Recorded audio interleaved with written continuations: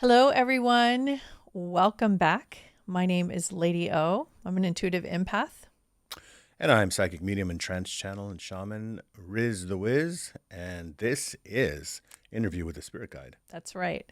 And we don't know what we are going to talk about today because you are going to surprise me. Yeah. But Riz is a master trance channel and he is going to be channeling a spirit guide. And we are going to find out what the topic is going to be after the fact. Well, that's what is one of the most remarkable characteristics of this phenomenon of trance channeling is that, at least for me, and I can only speak for myself as a channeler, is that I don't know who's going to come through. I don't have a command of that.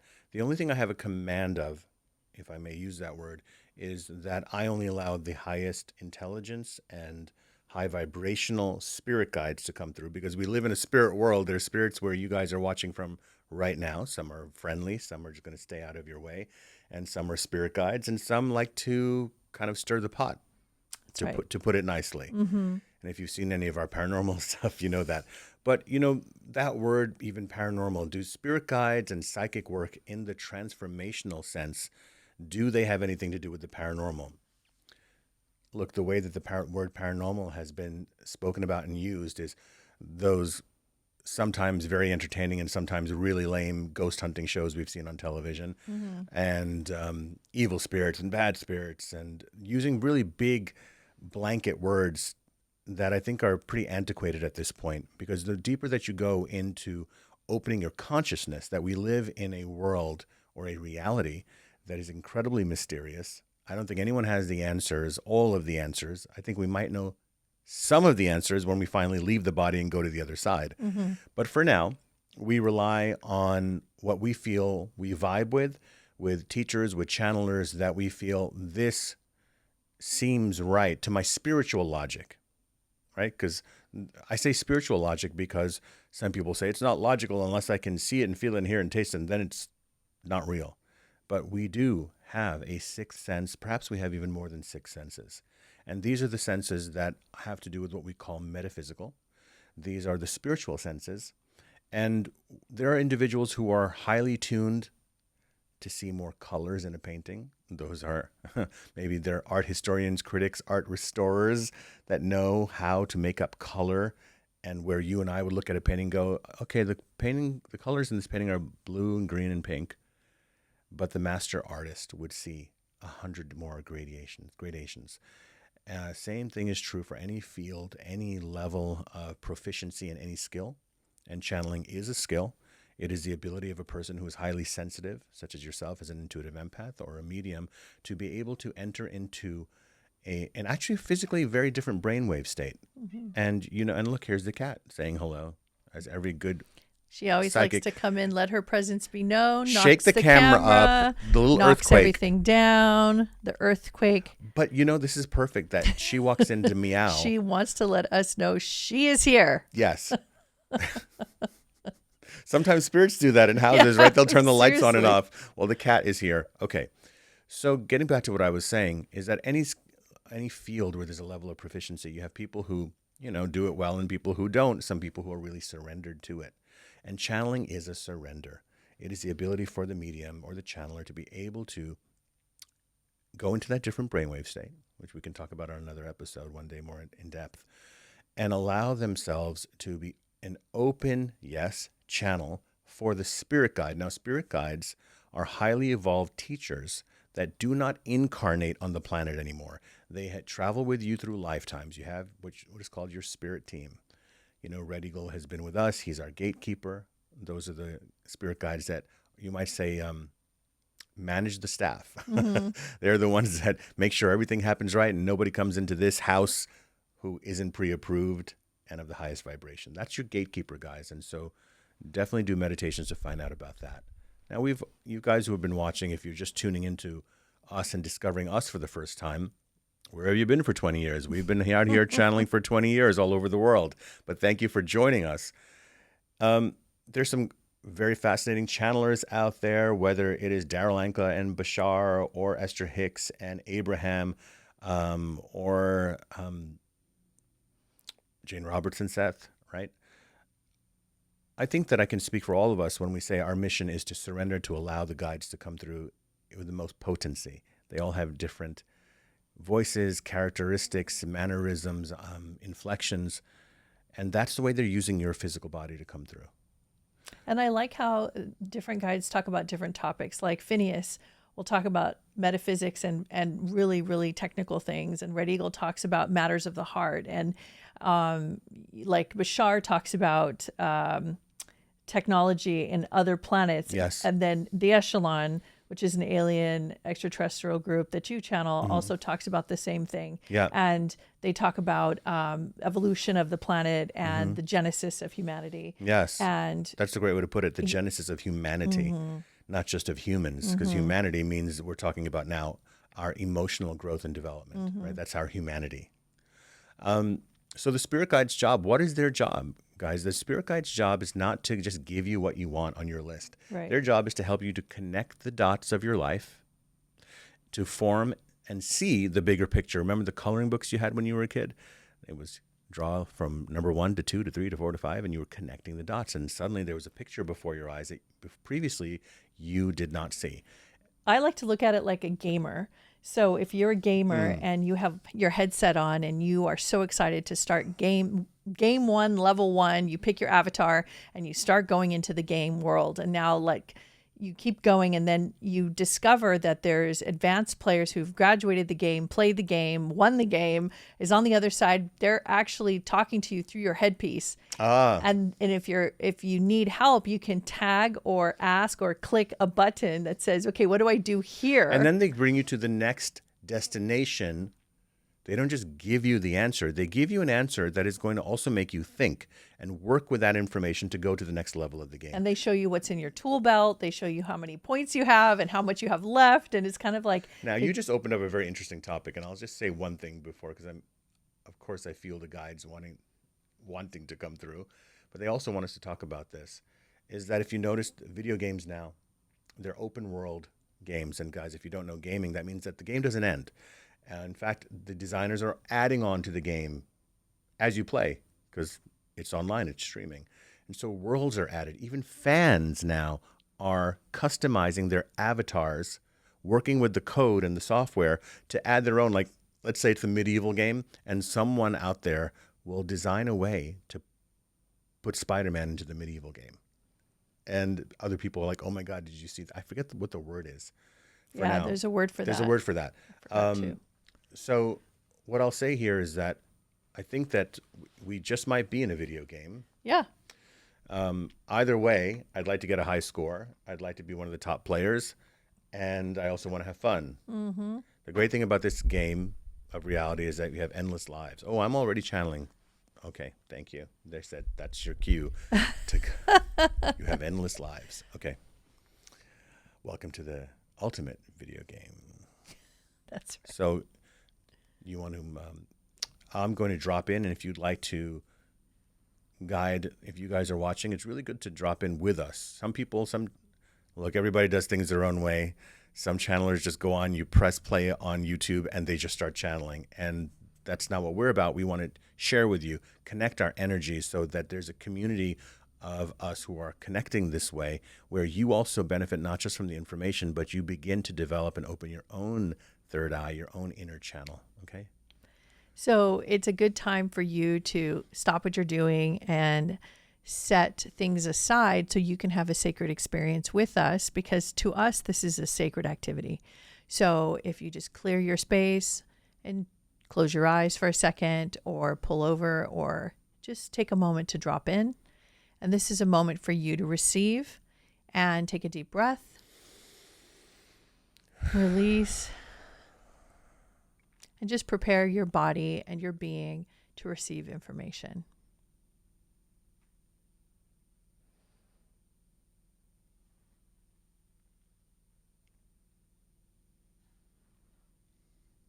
I'm Phineas. Hi, Phineas. And so the conversation continues that you have endless lives. Yes. And yet, something to add to that is that your life is multidimensional. Mm-hmm. You are coexisting not only with those who are sharing your path, but you are coexisting with other versions of yourself that exist. We are not speaking merely of the parts of you that are unresolved emotional versions of yourself. Simply put, the one who is traumatized, or you might say, there is the work version of me, there is the play version of me, there is the romantic version of me, and there is the sibling version of me, your identities, your roles. Do you follow? Yes, but you're not saying that you created another being. Like perhaps I didn't, my mom is not a version of me. No. Okay. These are but, you might call them, cast members that you have cast in this ultimate game, if you wish to use that analogy, or video game. Though, you see, we refrain from using this metaphor too much, for you might then associate this notion of games with a lack of reality or depth, or that you may just simply turn it off, or that it is not real, you see, and that there is another far more important reality, the person who is in the master control room. But then, if you are in the master control room playing these video games, as you call it, in different aspects of your life, then what is the purpose of the person who is the master controller? Where are they exactly? Are they living in a physical space that you may regard as three-dimensional, where you can touch things, or are they an energetic, free-form, living entity? Perhaps you believe that is what you are, for as spirit you are all things. Now, at this point in the conversation, perhaps you may suddenly jump to, well, what is reality then? And yet the conversation was birthed by your wanting to know certain things about the navigational aspects of living this journey, this path that you call your spiritual path. And if we may begin there, then we are very pleased to assist you. Can you also add the word focused? I notice that you have brought that word up many times, and the guides bring up the word focused reality, where your focus is. I've been meditating on the word focus all week, trying to understand and realizing that I only know probably consciously a tidbit of what that word means. And if I were to really understand what the word focus means, like, I don't even know if anybody on the planet really understands what the word focus means, because to put the words together, focused reality, that alone is life-changing if you really break it down. So I'd love for you to talk more about focused reality. In the terms of your practical life, you are focused on a task. Okay. The task at hand currently is that you are in this conversation, in a channeling conversation, and you are recording it for the purposes of broadcast and this distribution of information. And that is the purpose, that is the task that you are. You also have a task that you might call it to be a secondary task. You wish to be of a certain posture in your body and a certain intonation of your voice, so that your communication is clear. You also have other parts of yourself that after this recording and transmission, you will do other things. And there are the parts of your consciousness that are actively preparing yourself for that. In fact, the very cells in your body right now know that in several hours you might be ready for a nap or a sleep. You also know that the cells that comprise your physical body, forming your organs and every other part of your physical existence, are conscious, that they respond to information. They are responding to the vibratory impulses that are then released from your focus. You may say from my emotional state, but you see, your focus is your emotional state. Your emotional state is your focus. You are consistently concerned with, focused on how you feel. If you are emotionally happy, you could survive or deal with any amount of physical pain, as many have done. As a mother yourself, you will know that in the birthing process, knowing what will come from the pain that you endure during that labor, the work, that your focus must be on pushing the baby out, and of course in perfect synchronization and synergy with the child itself, who wishes to be born also. And so those energies are combining. There is a joint focus there. Though the experience is painful for both, one would assume, even for the baby. But knowing the directive, the focus is on the light that is above or ahead, is calling you forth from the very deepest parts of your own self to come forward. That is what a focus is. In fact, even if your observation would turn to the lenses on your cameras and devices, your zoom lens, it is a more focused, pinpointed observation of something, isn't it? Right.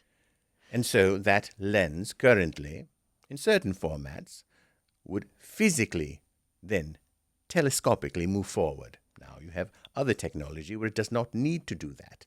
But the principle is the same, isn't it? It is to zoom in that sense. And so your focus is one of your physical reality at the moment, and then you have a wider focus, you might say, where at this moment, as you are looking at Riz channeling, you are also seeing behind him your studio and the walls.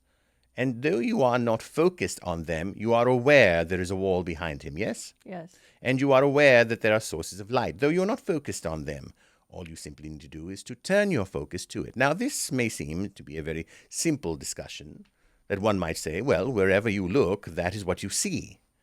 But you see, there are far more profound layers that you may uncover here, for it is the nature of your focus that shall determine the reality that you experience. When I focus on something, I feel like I'm gathering energy. It feels powerful. I feel like I'm focused and intentionally putting it in a directive. So it's kind of like a tunnel. It's like focused in a place, like a pinpointed place. And I feel like I'm bringing in resources to do that. It's like a feeling. And I'm just, when you say this is our focused reality, and you, like in the dreams time, so this is no longer our focused reality. So we're dreaming. So now we're focused on a different reality. And yet the cells of your body, while you are dreaming and you are experiencing a different visual and emotional reality, though your physical body is quite very much still in the bed, isn't it? Mm-hmm. And so the cells of your body are doing their regulatory practices of making sure that your physical system is in some version of homeostasis, that you're still breathing and your heart is beating and your various organs are not only functioning but resting. There are processes of the body that you are not consciously, in your current state of consciousness, you see, you have many levels of consciousness. You are consciously activating and interacting with your physical body, even in sleep. Yet it is, you might say, very far back in your consciousness. I see. You cannot do anything unconsciously. There are simply layers of consciousness. By some definition, you are conscious when you are sleeping. There is a part of you that is still in there. You might be dreaming and hear a very loud sound in your home, upon which you will hear it through various dimensions where you are dreaming, right, and suddenly awaken in the bed. Mm-hmm. Correct? Mm-hmm. Now, you've also experienced, some of you might find this amusing, that you have to use your restroom facilities in your dream, and you are searching for the restroom. Have you experienced that? Yes. And yet you awaken knowing that your physical body was the one that was needing to use the facilities and is calling you quite urgently to get up from your bed and your sleep and your focus of this dream time and head to the restroom. Right. Okay. Now, what is happening there? And how does this relate to how you feel about the current state of events on your planet, on your plane of existence? Yeah, where you put your focus. Because you can put your focus on things that are negative. You can put your focus on what doesn't work about the planet, or you can put your focus on the opposite of that. It is based on what one assumes to be the priority for an individual, or perhaps even mass consciousness. For if you were to turn on your various news programs, now you have many different news stations, don't you? Mm-hmm. Perhaps you cannot even count them. You have them on the national level, the global level, and your state to state, city to city, and also your small towns have their own television stations, don't they? Yes. As well as your radio stations, don't they? Mm-hmm. Now, each one of these entities will then decide what is newsworthy. What should they focus on? Today's news, you see. Right. Perhaps your word in English, your N, E, W, and S, was your north, east, west, and south, to tell you all of that information. Interesting. Now, if you choose to have the same stories that are told across all of the news channels, then that will seem to be the focus, though there are some who do not even watch your television. And so their news would be perhaps that if they wish to know the weather, they can feel it in their bones. If it is going to be a thunderstorm in 3 days, perhaps they will feel it, or perhaps they are open to the surprise of it, that they welcome it, that they will flow with it. Now, in the case of your news stories, they are quite disturbing, aren't they? For you seem to have an alarming number of murders and surprise battles and criminal activity, and you begin to feel that this is the state of the world. Though you walk outside your home, for the most part, most of you, and experience a reality that is relatively safe. You can go to your car, you may go for several miles, hundreds, perhaps even 1,000, without a bomb going off. And that may be in your part of the world. Now, that perhaps does not mean that it is safe in the same way everywhere in the world, though every nation has had their share of violence and battles and wars throughout time in your streets. Your focus then becomes on how to have a more peaceful world. Right. How to battle that which you consider to be evil. Those who wish to cause you harm are considered to be evil. And therefore, the ideas of war become very complicated, don't they? For both sides feel that the other is evil, the other is in the wrong, and so they must defend. Even if it means for them to infiltrate another nation and then to take over or wish to seize control of it, as you call it. And that has occurred for millennia.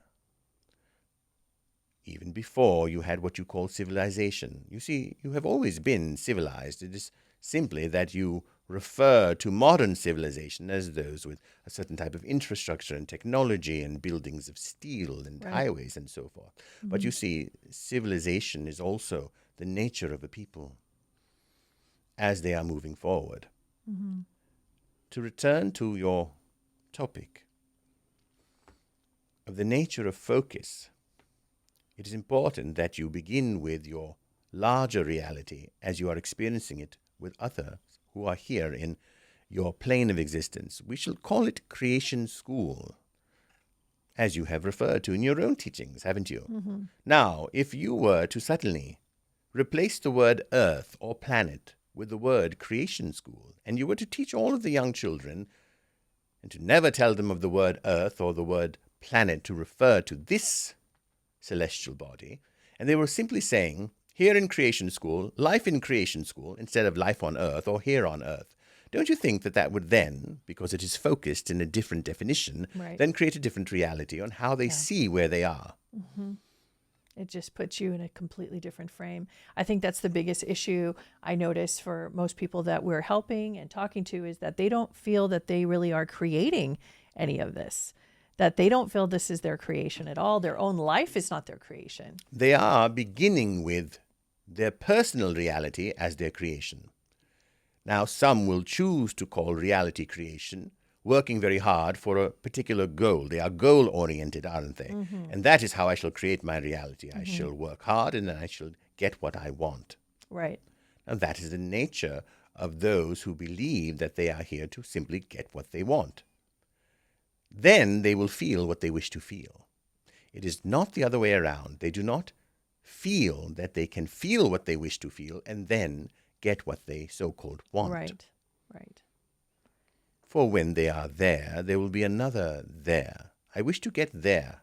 And once you are there, do you think, knowing the nature of your own creative eternal self, that you will simply be done? You cannot be done. Right.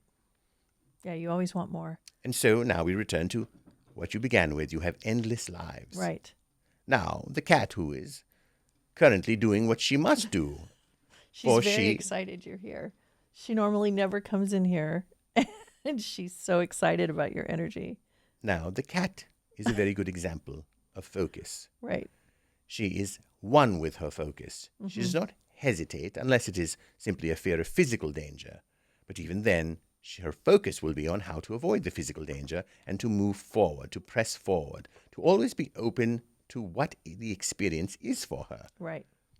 Now, as you say that the cats have 9 lives, 9 being your symbol, your number of completion, 9 months in the womb, and so on. You may find many instances of the number 9. And so the cat exists as what you would call the basic self, simply to exist exactly as she did the day before, that she will be consistent in that way. Her thoughts are not complicated. They may be layered, and certainly she is experiencing other dimensions as she is sitting on your lap currently. Yet, her focus and her surrender is to the simplicity of being the cat. As wise as she may be, she will still chase the mouse and kill the bird. Yeah. As loving as she may be, it is her nature to do such things. Do these animals, like our domestic animals especially, do they understand us when we talk to them? Are they listening to us psychically? Because they seem like they understand what we're saying. Yes, they do. But you see, their interpretations of what you are saying are not as nuanced. You see, they base them upon whether you are approving of their behavior or disapproving. I see. And so the nuances exist where they are able to feel your state of emotions. And sometimes they also will give you healing or some sympathy when you need it. And other times they will not. And that is simply because they are not designed to do that. They are there to represent what they will always be. And that is representing the love and the activator of the nurturer within you. That is the purpose of your domesticated animals. Certainly you will not get that from a hippopotamus if one were to live in your living room. Can I ask you a question? Questions about endless lives, yes? Yes. I noticed that people don't seem as excited anymore about positive, messages and positive information because they're dead set. And what I see on the internet, they're dead set in believing that the world is going to end. This is catastrophic. What's happening is, this is like end times. Like we're going into Armageddon. It's going to get way worse. People are not even believing in humanity the same anymore. So now, yeah. As you seek balance in your lives, all of you wish to achieve a certain amount of personal and professional work and life balance, correct? And you wish to walk in a balanced way, and you wish for your body to be balanced and your diet to be balanced. You see balance everywhere. Nature represents balance. Though there are earthquakes and tsunamis and things that you call natural disasters, nature, she does not call them disasters. You call them disasters, for they are disastrous perhaps to you and your economy and even your very physical life. Now, the nature of the end of times is completely dependent upon seeing time itself as one that begins and ends with your physical existence, and that if it is a painful existence, then that was not a life very well lived. In fact, if it was a physically painful experience, then it was, one might say, very depressing and might make you very depressed about life itself. And so there is no end to that misery, for the end of times has been predicted since perhaps the beginning of time, as you call it. Right. And so it has not happened yet, has it? So what should the thumbnail of this video be? What should I call it? There is no end times.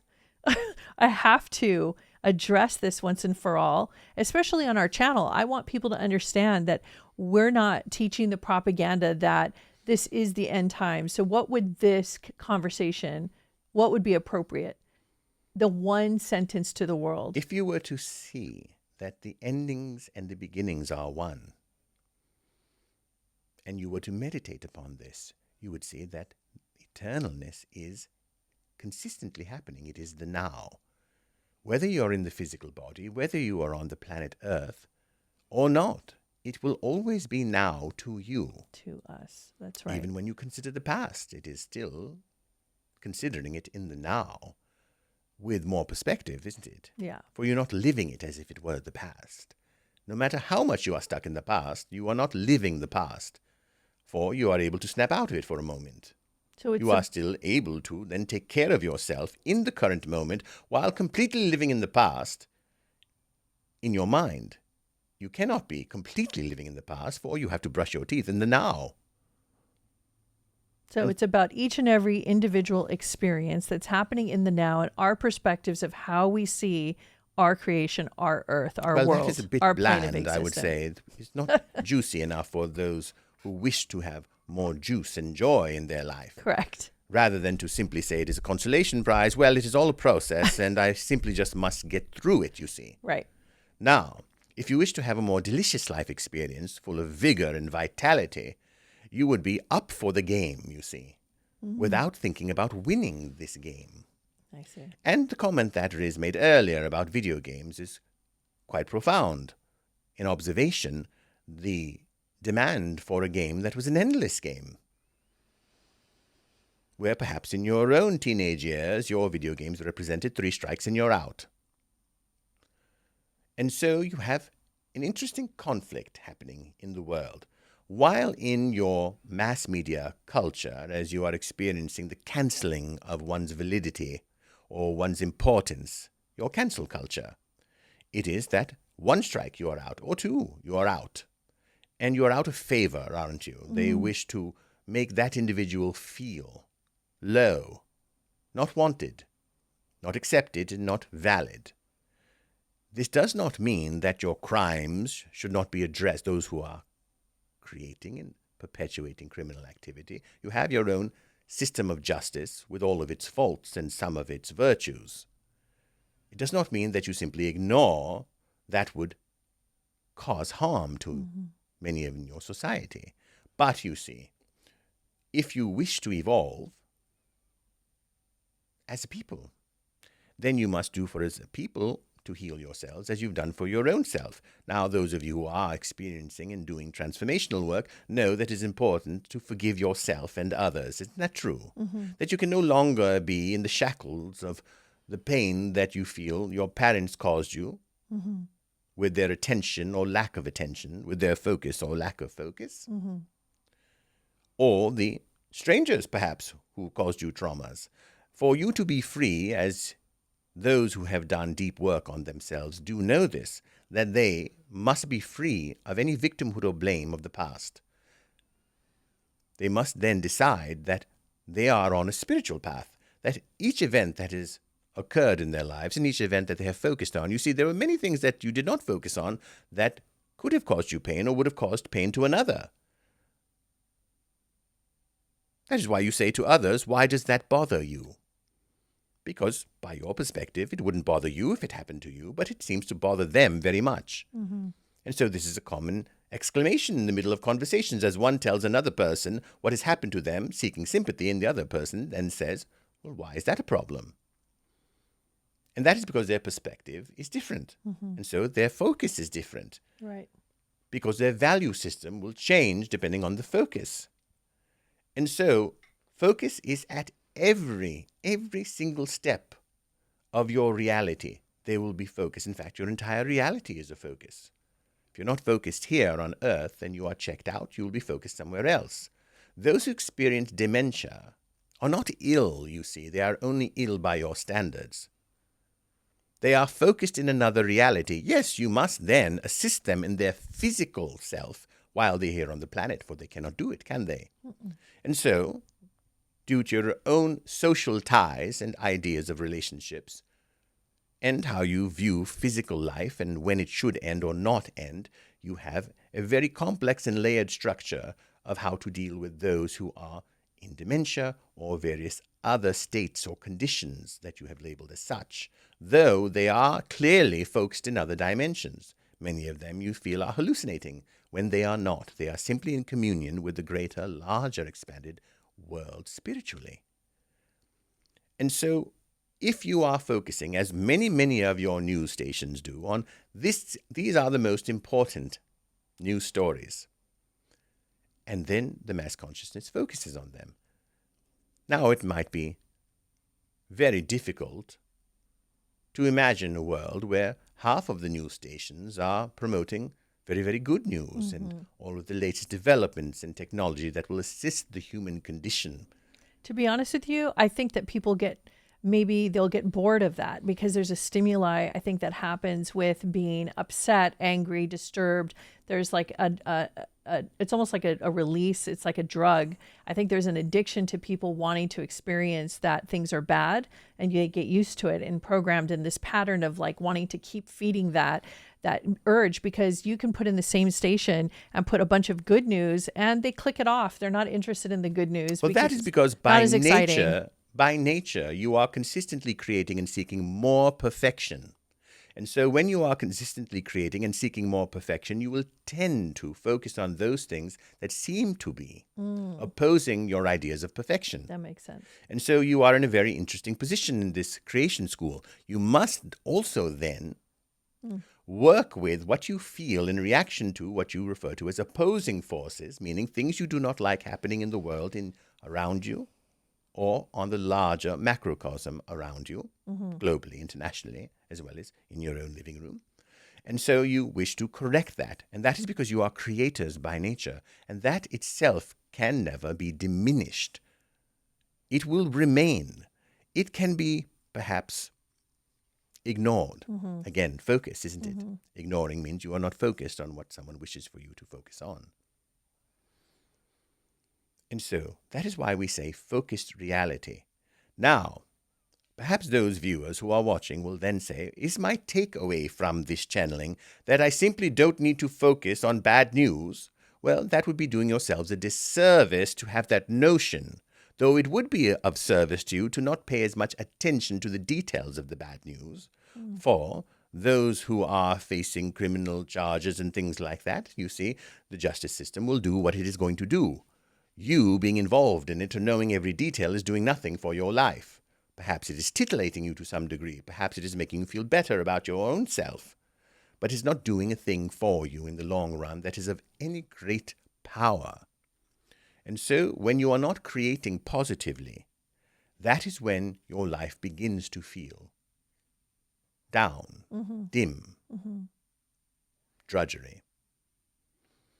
And that is why, as much as though you are creatures of habit and routine, and you must have some routine, that is your foundation. From that foundation, you wish to explore, create, and then have very different experiences. Now, since this is Creation School, and all of you are on a path of your own self-evolution and discovery, those desires will take many different forms in which you satisfy them. But again, going back to, are you in a chaotic world? Well, clearly, there is something that you see as chaotic, many things, and then you wish to fix them or wish others would fix them. And you see, if your own logic were to say, will it ever be fixed in your lifetime? Will it ever reach a level, considering all the years that you have left? All of you who are watching, consider all of the years that you logically have left and that you have lived thus far. You have not seen a perfect world. The good old days were not all that good. There were many people suffering and many things that were happening in society that would not be tolerated today, and that is for good reason. And so, best to take the best parts of those days, but not to blind yourself to those things which were not as evolved as they are today.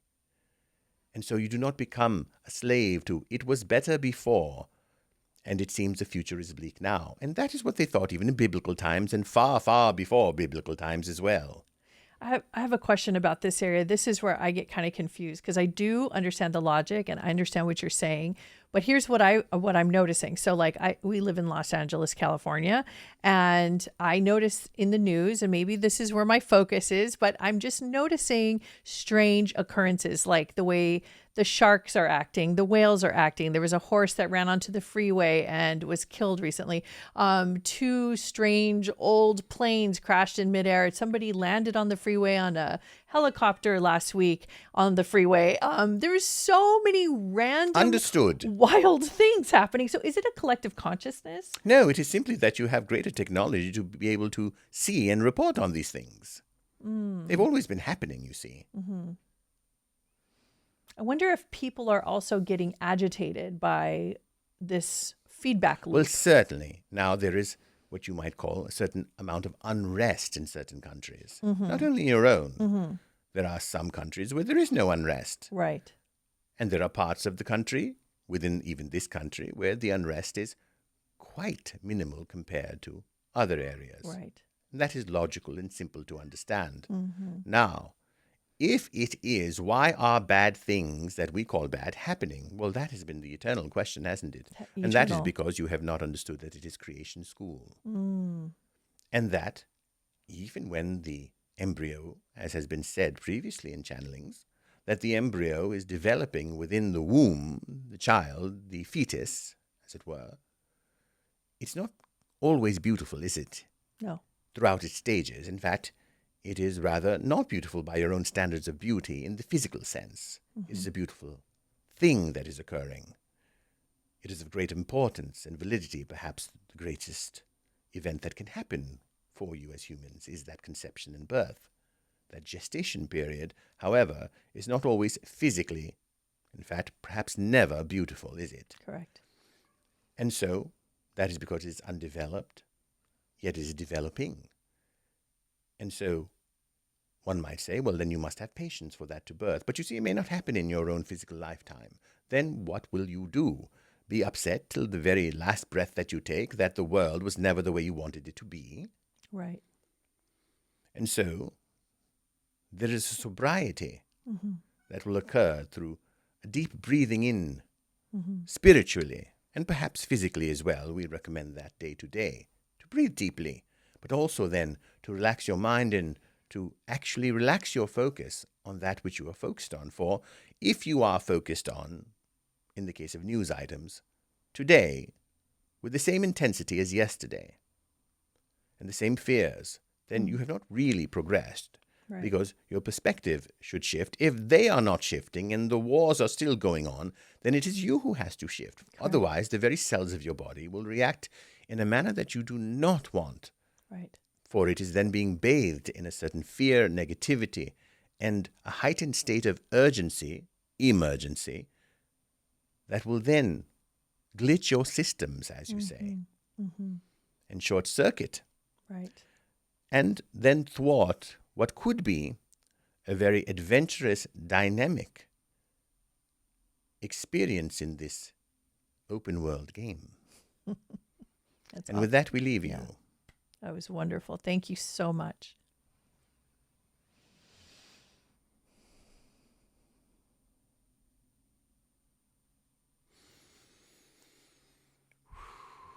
Wow, he answered so many questions, then questions I didn't even know I had about the questions.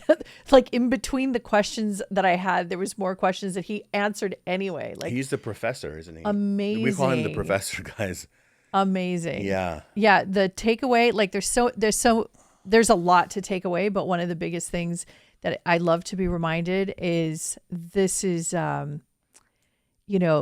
we are learning how to get out of repetitive fear programming. Yeah. We're constantly getting that hit. It's right. like a chemical reaction of nervousness, anxiety, and fear, which right. a lot of people seem to be right. plagued with. Right. And to understand that we're the ones that are creating where we focus. So I thought that was really brilliant. Thank you so much for that. You're so welcome. Thank you guys for joining us, and we will be bringing you more. And listen to this a few times, because Phineas, he is so deep, and many of the things that he says you have to break apart each 2 or 3 sentences. Goes, let me just focus on these 2 or 3 sentences bit by bit. So enjoy the channeling, guys, and we'll see you soon. Thanks for joining.